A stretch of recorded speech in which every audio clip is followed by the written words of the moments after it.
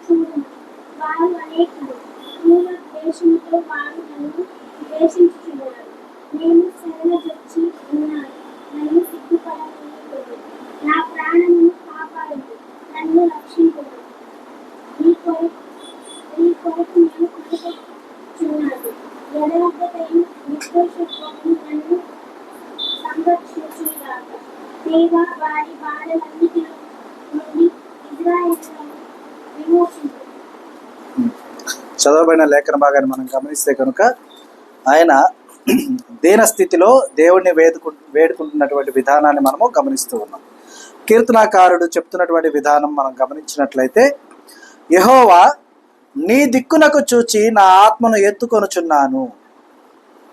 అంటే అయ్యా, ఈ లోకంలో నేను ఏ రీతిగా ఉన్నను కూడా నీ దిక్కునకు, అంటే నీవు ఏ వైపు అయితే ఉన్నావో ఆ వైపునకు నేను తిరిగి నా యొక్క ఆత్మను నీ వైపునకు ఎత్తుకొనుచున్నాను.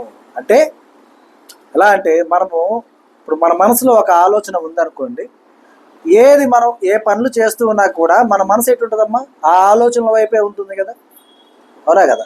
సపోజ్ ఏం లేదు, సింపుల్గా మనం ఇంట్లో ఇప్పుడే వంట చేసుకొని వచ్చాం,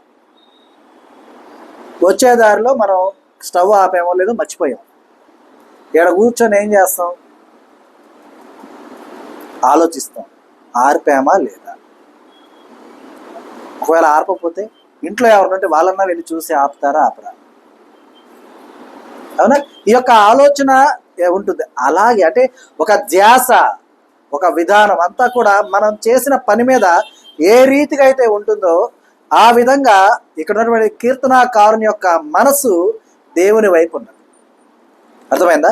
అందుకనే యెహోవా నీ దిక్కునకు చూచి నా ఆత్మను ఎత్తుకొనుచున్నాను. నా దేవా, నీ యందు నమ్మిక ఉంచి ఉన్నాను. నన్ను సిగ్గుపడనీయకుము, నా శత్రువులను నన్ను గూర్చి ఉత్సాహింపనీయకుము. అంటే నేను ఓడిపోయాను అని నా శత్రువులు నన్ను చూసి గేలి చేసే విధంగా, ఎగతాళి చేసే విధంగా ఆ రీతిగా ఉంచకయ్యా. ఎందుకంటే నేను నీ యందు నమ్మకం ఉంచుకొని ఉన్నాను, పూర్తి విశ్వాసం నీ మీద నాకున్నది.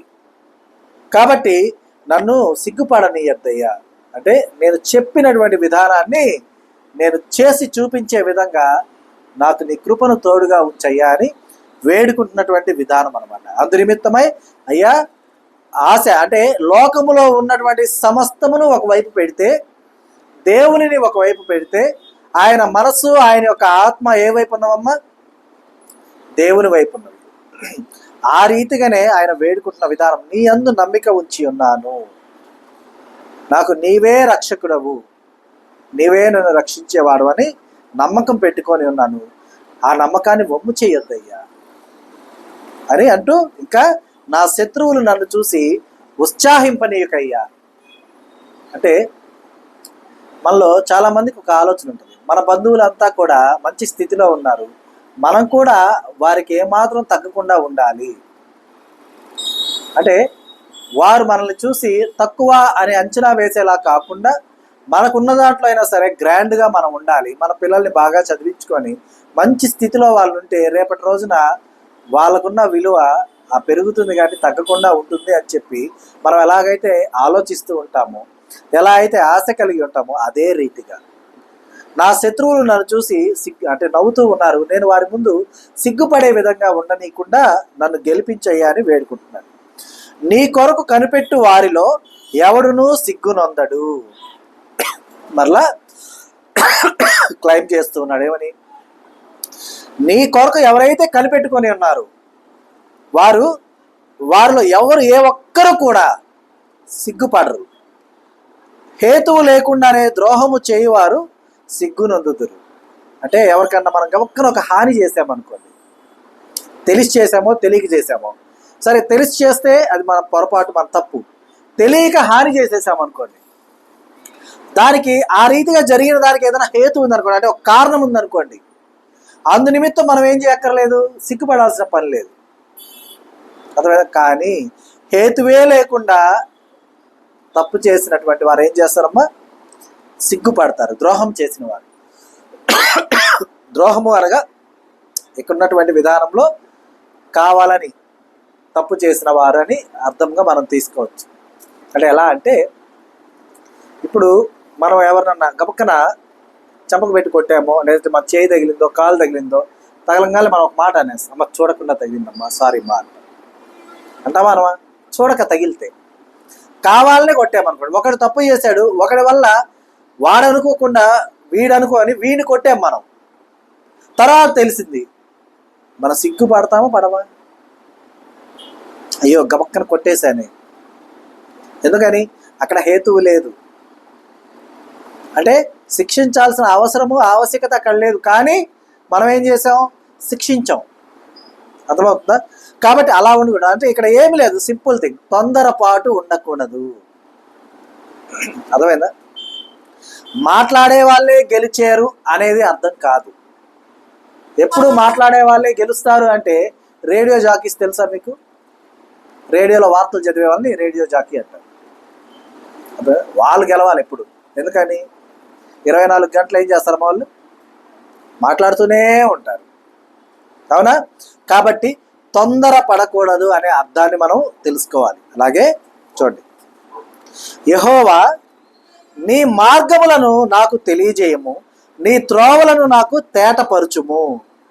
అంటే ఏంటంటే, అయ్యా నీ మార్గాలు నాకు తెలియజేయ్యా, నీ త్రోవలు నాకు తేటపరచుము. అంటే ఏంటంటే, మనము ఇప్పుడు సపోజ్ ఒక కలద్దాలు పెట్టుకున్నాం, ఆ కలద్దాలు బూజర్గా ఉన్నాయి అనుకున్నాం, అంటే డస్ట్ వాటర్ డ్రాప్స్ పడి బ్లర్ అయినాయి. మనకు కనపడుతుందా? రోడ్డు కనపడుతుందా? అప్పుడు ఏం చేస్తాం? వెంటనే కలద్దాల్ని తీసి తుడిచి క్లీన్ చేసుకుని మరలా పెట్టుకుంటాం. అంటే ఇక్కడ అర్థం ఏంటంటే, అయ్యా ఒకవేళ ఈ యొక్క లోక సంబంధమైన విధి విధానాల్లో నా యొక్క మనోనేత్రాలు గనుక మసకబారిన విధమైతే గనుక వాటిని తేటపరచుము. నీ యొక్క మార్గమును తెలుసుకున్న నేను నీ త్రోవయందు నడుచుటకు నాకు తేటగా ఆ యొక్క దారిని చూచుటకు నీ యొక్క కృపను దయచేయ అని వేడుకుంటున్న విధానం అన్నమాట. మరి మనం కూడా ఆ రీతిగానే వేడుకోవాలి దేవుణ్ణి. మనమేదో బైబిల్ బాగా చదువుతామని చెప్పేసి మనకు అన్నీ తెలిసిపోయినాయి అనుకుంటే కరెక్ట్ కాదు. ఏదో ఒక 4-5 మర్మాలు మన సొంతగా తెలుసుకున్నామని చెప్పేసి ఇక పరిశుద్ధ గ్రంథం అంతా కూడా మొదటి అక్షరం నుండి చివరి అక్షరం వరకు అంతా నాకు తెలిసిపోయింది, దేవుడు అంటే ఇది అని డిసైడ్ చేయడానికి మనకు రైట్ లేదు. ఎందుకంటే ఒకే వచనాన్ని నువ్వు ఎన్నిసార్లు చదివితే అన్ని అర్థాలు నీకు అక్కడ వస్తాయి. అర్థమైందా? కాబట్టి గమనించాలి, తొందరపాటు అనేది ఉండకూడదు. దేవుని యొక్క మార్గమును తెలుసుకున్నట్టుకు ఆయన్ని వేడుకునేవారుగా ఎప్పుడు మనం ఉంటూ ఉండాలి. గమనించాలి. నన్ను నీ సత్యమును అనుసరింపజేసి నాకు ఉపదేశము చేయము, నీవే నా రక్షణకర్తవైన దేవుడవు, దినమెల్లా నీ కొరకు కనిపెట్టుచున్నాను. అయ్యా సత్యమును అనుసరింపజేయ్యా, అలా అనుసరించుటకు నాకు ఉపదేశం చేయి. విరగపోతే కొట్టు, తిట్టు, కానీ సత్యాన్ని అనుసరించే ఒక కృపను నాకు దయచేయి అని వేడుకుంటున్నాడు. నీవే నా రక్షణకర్తమైన దేవుడవు, దినమెల్లా నీ కొరకు కనిపెట్టుచున్నాను. ఈ లోకంలో నన్ను రక్షించగలిగినటువంటి వారు ఎవరూ లేరు. సౌలు తరుగుతున్నాడు, సౌలు కుమారుడు నా స్నేహితుడై ఉన్నాడు. స్నేహితుడు రక్షించగలిగాడా? గొలియాతును చంపినప్పుడు నన్ను జైజేలు కొట్టినటువంటి జనాంగం ఉన్నారు, వారు రక్షించగలుగుతున్నారా? వారే కదా కేకలు వేస్తా పరిగెత్తారు. ఏమని కేకలు వేశారు? సౌలు 1000 మందిని చంపితే దావీదు 10,000 మందిని చంపాను అని చెప్పి ఉత్సాహ గానాలతో కేకలు వేస్తూ సంచరించిన వారు. మరి ఇప్పుడు ఆ రాజునకు దావీదునకు మధ్య వారెవరన్నా నిలబడగలిగారా? లేదుగా. కాబట్టి ఆయన వేడుకుంటున్నాడు ఏమని? నీవు మాత్రమే నాకు రక్షణకర్తమైన దేవుడవు కాబట్టి దినమెల్లా నీ కొరకు నేను కనిపెట్టుకొనుచున్నాను కనుక నీ సత్యమును నాకు ఉపదేశించయ్యా, నాకు తెలియజేయ ప్రభువా, ఆ సత్య మార్గమున సంచరించుటకు నా యొక్క కన్నులు తేటపరుచయ్యా అని వేడుకుంటున్నటువంటి విధానం అన్నమాట.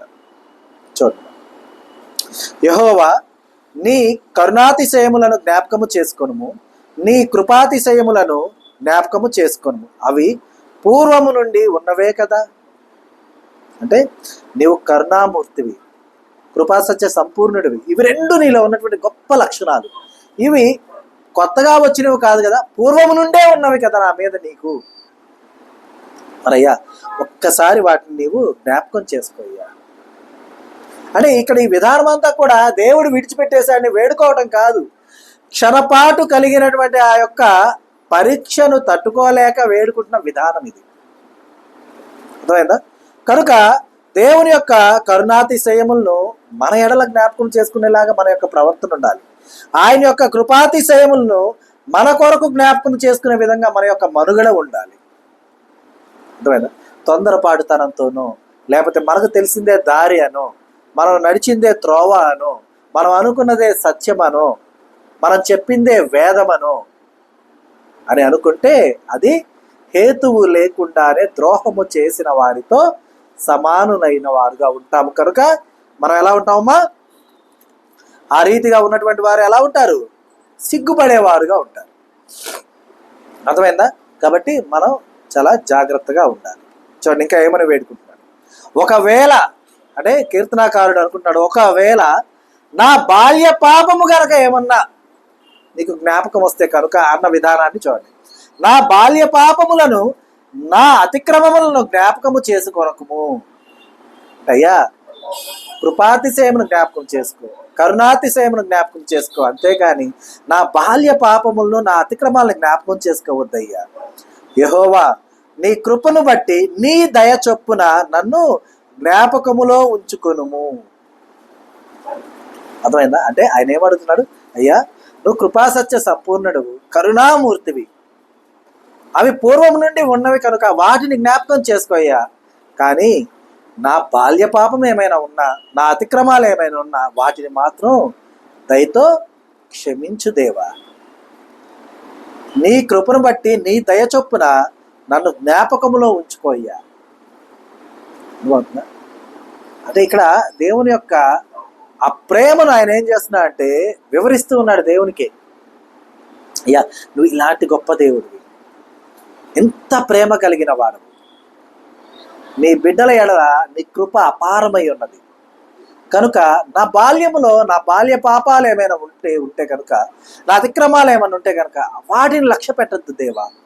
కేవలము నీ కృపను బట్టి నీ దయ చొప్పున నన్ను రక్షించయ్యా, కాపాడయ్యా అని జ్ఞాపకం చేసుకోయ్యా అని వేడుకుంటూ ఉన్నాడు. అంతేకాదు, యెహోవా ఉత్తముడును యథార్థవంతుడునై ఉన్నాడు కావున తన మార్గమును గూర్చి ఆయన పాపులకు ఉపదేశించును. ఇందాక పై వచనంలో ఏమన్నాడమ్మా? నా బాల్య పాపములు నా అతిక్రమాలని జ్ఞాపకం చేసుకోవద్దయ్యా అంటూ వెంటనే మేబీ అవి ఉండి ఉండొచ్చు. నా యొక్క విధి విధానంలో నా బాల్య పాపాలైనా ఉండి ఉంటాయి, నా అతిక్రమాలైనా ఉండి ఉంటాయి, అవి లేవని అనట్లేదు అంటూ నేను వెంటనే ఏమంటున్నాడు, దేవా నీవు ఉత్తముడువు యథార్థవంతుడు అయి ఉన్నావు కాబట్టి నీ మార్గమును గూర్చి నాకు అనగా పాపులకు ఉపదేశించయ్యా. ఎందుకంటే నీవు ఉపదేశించే గొప్ప దేవుడు అయి ఉన్నావు. అంటే ఇక్కడ చూడండమ్మా, భక్తునికి దేవునికి మధ్య ఒక చిన్న ఒక గిల్లి కజ్జములాగా అనుకోండి. అంటే ఇదిగో నువ్వు బాల్యంలో పాపం చేసావుంటే నా బాల్య పాపం గుర్తు చేసుకోవద్దయ్యా, నువ్వు అతిక్రమాలు చేసావుంటే అయ్యా నా అతిక్రమాలు గుర్తు చేసుకోవద్దయ్యా. ఎందుకని?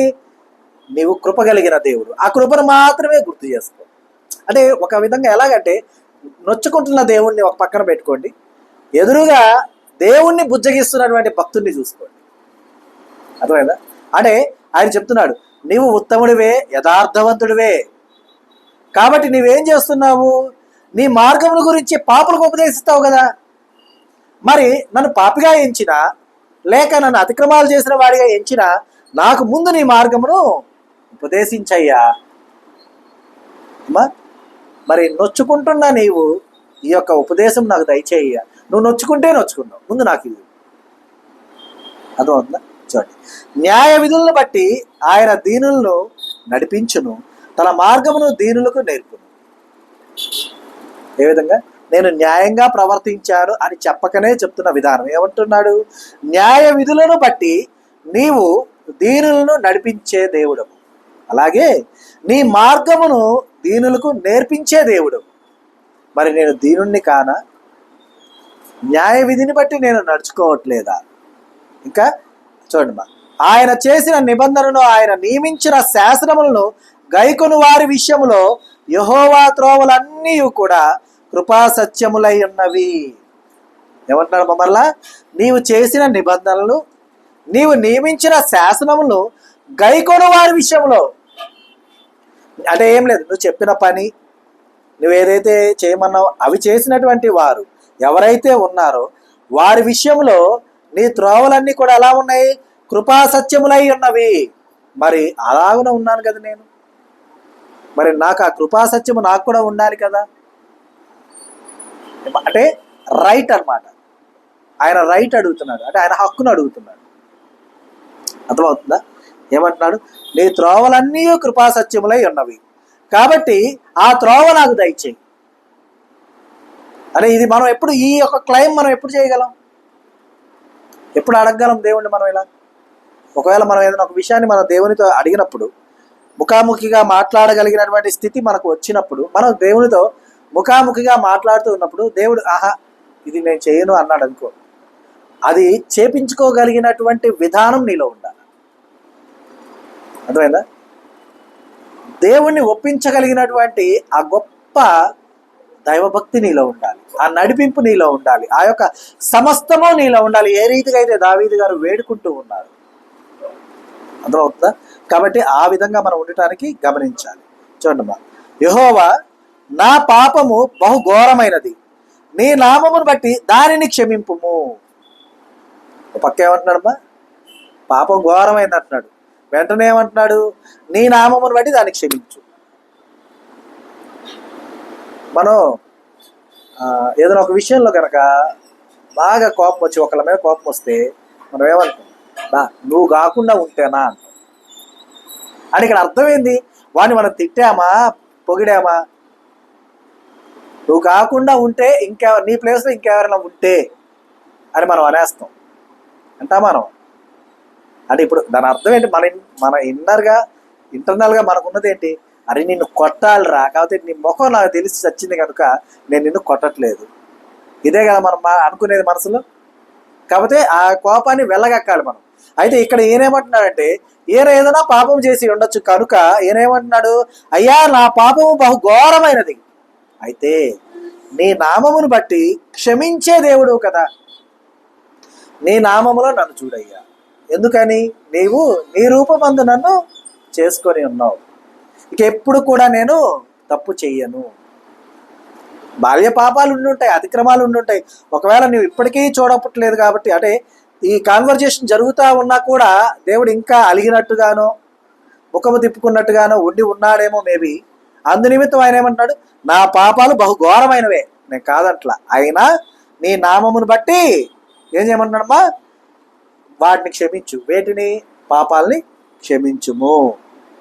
ఎందుకు? యెహోవా యందు భయభక్తులు గలవాడెవడో వాడు కోరుకోవలసిన మార్గము ఆయన వారికి బోధించును కదా. మరి నీ యందు నాకు భయభక్తులు ఉన్నాయి, నాకు ఏ మార్గము కావాలో నేను కోరుకుంటున్నా, నాకు దయచెయ్యి. అర్థమైందా? బోధించును కాబట్టి బోధించమని అడుగుతున్నాడు. అలా బోధించడం వల్ల అతని ప్రాణము నెమ్మదిగా ఉండును, అతని సంతానం భూమిని స్వతంత్రించుకొనును.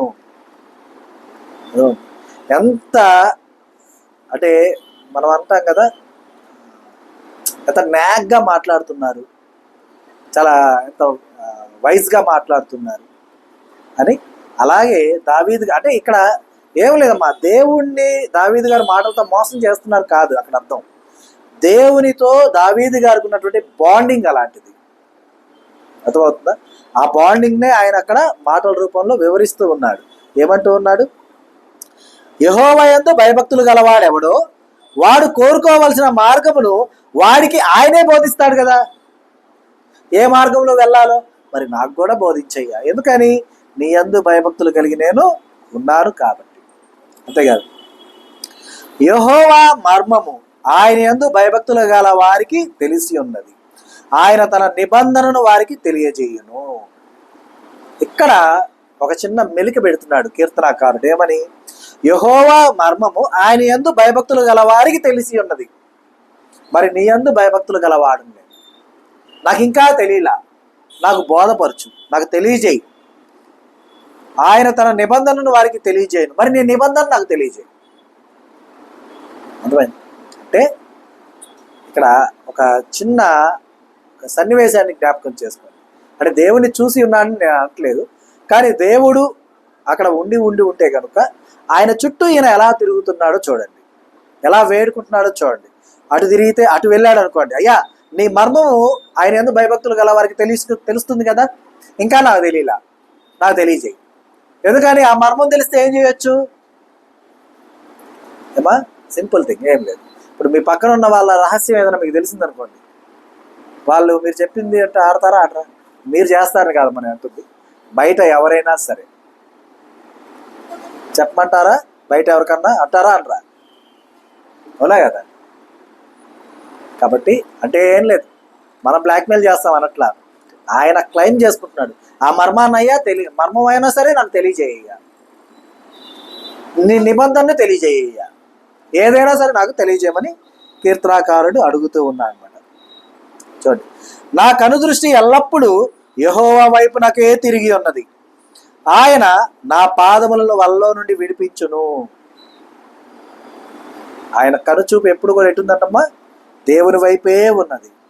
కాబట్టి ఆయన్ని ఎవరు కూడా వల వేసి పట్టలేరు అని చెప్తున్నాడు. నా పాదములు ఎప్పుడు కూడా వలలో చిక్కుబడవు, వాటిని ఆయన విడిపిస్తూ ఉంటాడు. నేను ఏకాకిని, బాధపడు వాడను, నా వైపు తిరిగి నన్ను కరుణింపు. నా హృదయ వేదనలు అతి విస్తారములు, ఇక్కట్టులో నుండి నన్ను విడిపింపు. నా బాధను నా వేదనను కనుగొనము, నా పాపములన్నింటినీ క్షమింపు. మరలా ఇక్కడ ఈయన ఇంకా హృదయం భారం అయిపోయింది. ఆయన ఇంకా వేడుకుంటూ ఉన్నాడు ఏమని, అయ్యా నాకు ఎవరూ లేరు, నేను ఏకాకిని, బాధపడుతూ ఉన్నాను, నా వైపు తిరిగి నన్ను కరుణించయ్యా. అంటే నా వైపు చూడయ్యా, తిరుగు, నీ కోపం వస్తే వచ్చింది, నా వైపు తిరుగు, నన్ను చూడు, నా హృదయ వేదన అతి విస్తారమై ఉన్నది, ఇక్కట్టులో నుండి నన్ను విడిపించయ్యా, నా బాధను నా వేదనను చూడయ్యా, అంటే కనుగొనమయ్యా, నా పాపములన్నింటినీ క్షమించు దేవా, నా శత్రువులను చూడుము, వారు అనేకులు, క్రూర ద్వేషముతో వారు నన్ను ద్వేషించుచున్నారు, నేను నీ శరణుజొచ్చి ఉన్నాను, నన్ను సిగ్గుపడనీయకుము, నా ప్రాణమును కాపాడుము, నన్ను రక్షింపు. అంటే అయ్యా నాకు ఎవ్వరూ లేరు. మనం అంతా అనుకుంటుంటాం ఇంట్లో ఒక 5, 6, 4 అలా ఉన్న కుటుంబంలో అందరూ అనుకుంటారు మా కుటుంబం అంటే మేము ఇంతమంది ఉన్నాం, ఇలా ఉన్నాం. కానీ వాస్తవానికి ప్రతి ఒక్కరూ వారి యొక్క కుటుంబంలో ఏకాకే. ఎందుకంటే వారి యొక్క హృదయాంతరంగంలో దాగి ఉన్న వేదన ఒకటి ఉంటుంది ప్రతి ఒక్కరిలో. అది ప్రక్కన వారికి వివరిద్దామన్నా వారు అర్థం చేసుకునే స్థితిలో ఉంటుంది. వివరించకుండా ఉండాలన్నా అది మనల్ని నిలబడనీదు, కూర్చొనీదు. ఇలాంటి వేదనతో బయట ఎవరో కాదు, నీలోనే నిద్రలేని రాత్రులు గడిపిన వారు అనేకులు. అర్థమైందా? కానీ బయటకు మాత్రం మనం గర్వంగా చెప్పుకుంటాం మేము నలుగురు అని. వాస్తవానికి మాత్రం మీరు అంతా కూడా ఒక్కరే, ఏకాకే. అర్థమైందా? అందుకే దేవుడు మన పక్షాన నిలబడి ఉన్నాడు. ఎందుకంటే నీవు ఒక్కడివే కానీ ఒంటరివి కాదు, నీకు నేను తోడై ఉన్నాను, బాధపడకు. మరి ఈయన వేదన ఆ రీతిగా వివరిస్తున్నాడు. అయ్యా నేనైతే ఏకాకినై ఉన్నానయ్యా. ఎందుకంటే ఈయన ఇప్పుడు దాకా ఒక చిలిపితనముతోటి దేవునితో అట్లా ముచ్చటించిన విధానము ఈయన చూసి చూసి దేవుడికి నా మీద బాగా కోపం వచ్చేసి ఉంటుంది అని ఇంకా ఆయన వివరించుకుంటున్నాడు. నా పరిస్థితి అంటే ఆయన పరిస్థితిని వివరించుకుంటున్నాడు. ఏమని? నేను ఏకాకినయ్యా, బాధపడుతూ ఉన్నా, నా వైపు తిరిగి నన్ను కరుణించయ్యా, నా హృదయ వేదనలు అతి విస్తారములు అంటే చాలా ఉన్నాయి, ఇక్కట్లో నుండి నన్ను విడిపించయ్యా, నా బాధను నా వేదనను కనుగొనయ్యా, నా పాపములన్నింటినీ క్షమించు దేవా, నా శత్రువులను చూడయ్యా, వారు అనేకులై ఉన్నారు, క్రూర ద్వేషముతో వారు నన్ను ద్వేషించుచున్నారు దేవా, నేను నీ శరణుజొచ్చి ఉన్నాను కదా, నన్ను సిగ్గుపడనీకయ్యా, నా ప్రాణమును కాపాడయ్యా, నన్ను రక్షించయ్యా. వాస్తవానికి మనం వేడుకోవాల్సిన విధానం అర్థమవుతుందా? కనుక మనం ఆలోచించుకోవాలి. దేవుడు మన పక్షాన ఉంటూ మన హృదయాంతరంగంలో దాగి ఉన్న వేదనను తీసివేస్తున్న విధానాన్ని ఆలోచించాలి. ఆయనకి చెప్పుకోవటానికి, ఆయనకి వివరించడానికి, ఆయన వద్ద నుండి సంపూర్ణమైనటువంటి సంతోషాన్ని పొందుకోవటానికి, మనకు ఆయన తోడై నిలబడటానికి, మనల్ని నడిపించడానికి, ఆయన మార్గమును మనకు ఉపదేశించడానికి, ఆ మార్గమందు మనల్ని సంచరింపజేయడానికి, ఆ త్రోవల్ని మనకు తేటగా చూపించడానికి, మన బాల్య పాపములు అతిక్రమాలు ఆయన జ్ఞాపకం చేసుకోకుండా ఉండటానికి మనం వేడుకోవాల్సిన విధానమై ఉన్నది. అర్థమైంది? మనము ఆయనకు ప్రార్థన చేస్తే ఎప్పుడో మనకు బాగా బాధ కలిగినప్పుడు, లేకపోతే బాగా సంతోషం వచ్చినప్పుడు, లేకపోతే ఆయన మనకు గుర్తొచ్చినప్పుడో చేస్తుంటాం. కానీ 24 గంటలు మన యొక్క అంటే ఉదయం లేచినప్పుడు మనకు అన్కాన్షియస్లో కూడా ఆయన్నే వేడుకోవాలి, మనం ఆయనతోనే సంచరించాలి. ఎప్పుడైతే ఆ 24 గంటలు కూడా ప్రతి క్షణం అనుక్షణం ఆయనతో మనము సంచరించేవారుగా ఉంటామో అప్పుడు ఏనాడు ఏ క్షణము మనల్ని విడిచిపెట్టని గొప్ప దేవుడయ్య. అందుకు మనమేమి ఆయన కోట్లు కుమ్మరించాల్సిన పని లేదు, అందుకు మనమేమి ఆయనకు వజ్ర వైడూర్యాలు తీసుకొచ్చి ఇవ్వాల్సిన పని లేదు. కేవలం హృదయాన్ని ఇస్తే చాలు. అర్థమైందమ్మా?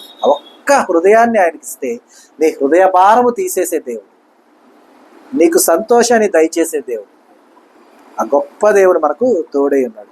అందుకే ఆయన అంటున్నాడు, నేను నీ శరణుజొచ్చి ఉన్నాను, నన్ను సిగ్గుపడనీయకుము, నా ప్రాణమును కాపాడుము, నన్ను రక్షింపు, నీ కొరకు నేను కనిపెట్టుచున్నాను, యథార్థతయు నిర్దోషత్వమును నన్ను సంరక్షించునుగాక. అంటే ఆయన క్లైమ్ చేస్తున్నాడు, అయ్యా నీ కొరకు నేను కనిపెట్టుచున్నాను, యథార్థతయు నిర్దోషత్వము నన్ను సంరక్షించును గాక. నీకు లాస్ట్గా ఆయన చెప్పేస్తున్నాడు ఏమని, నాలో ఉన్న యథార్థత, నాలో ఉన్న నిర్దోషత్వమే నన్ను రక్షిస్తాయి, ఎందుకంటే అవి ఉన్న వారిని నీవు విడువవు. ముందేమంటున్నాడు, నీ కొరకు నేను కనిపెట్టుచున్నాను, యథార్థతయు నిర్దోషత్వము నన్ను సంరక్షించును గాక. దేవా, వారి బాధలన్నింటిలో నుండి ఇజ్రాయేల్ను విమోచింపుము. ఇక చివరిగా ఆయన క్లెయిమ్ చేసి మరలా ఎవరి గురించి అడుగుతున్నాడమ్మా, ఇజ్రాయేల్ని వారి బాధల్లో నుంచి విమోచించయ్యా. అర్థమైందా? కీర్తనాకారుడు వేదనను చూసాం, దేవుని యొక్క అలకను చూసాం, దేవుని కవ్వించిన విధానం చూసాం, దేవునితో ముచ్చటించిన విధానం చూసాం, దేవునికి వివరించిన విధానం చూసాం. కాబట్టి మన యొక్క జీవితంలో కూడా మనం అలాగే ఉండాలి దేవునితో. అర్థమైంది? దేవునితో ఎప్పుడైతే మనం అంత క్లోజ్గా ఉంటామో అప్పుడు దేవుడు మనల్ని గొప్ప చేస్తాడు, నడిపిస్తాడు, నిలబెడతాడు, స్థిరపరుస్తాడు. అర్థమైందా? కాబట్టి అంత గొప్ప ప్రేమ సదాకాలం దేవుడు మనకు దయచేయును గాక. ఆమెన్. దినము దేవుడు మనకు అనుగ్రహించిన తన సత్యవాక్కును బట్టి దేవునికి కృతజ్ఞతాస్తుతులు చెల్లిస్తూ ఉన్నాను. దేవుడు తన వాక్యమును దీవించును గాక. ఆమెన్.